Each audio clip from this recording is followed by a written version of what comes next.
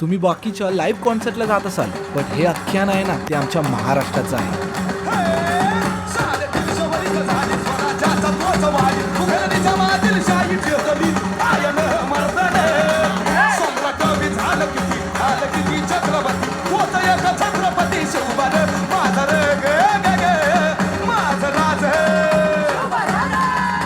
अंगाला काटा येणारा हा क्षण होता, कारण की मी रायगडाला अनुभवलेलं आणि आता अनुभवतोय मुंबईत आपल्या. खरंच. आणि मी आलो होतो द फ्लोक आख्यान.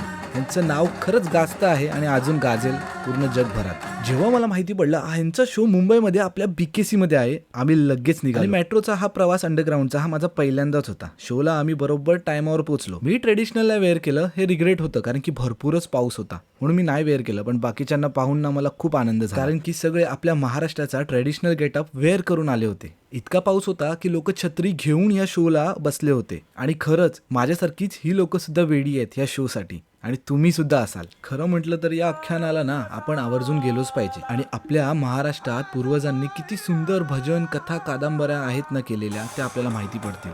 आणि खरंच खूप सुंदर माहोल असतो हा. वयाचा न भान करून नाचणारे आपले महाराष्ट्रातले वयस्कर माणसं सुद्धा होती इथे.